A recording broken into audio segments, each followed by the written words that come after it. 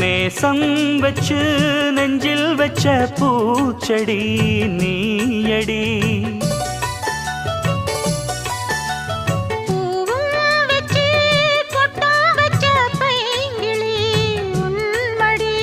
பாசம் வச்சு பாடும் பாட்டை கேளடி என் கண்மணி. உள்ளம் என்னும் வீட்டிலே ஒட்டி வச்ச ஓவியம், எண்ணம் என்னும் ஏட்டிலே அச்சடிச்ச காவியம்.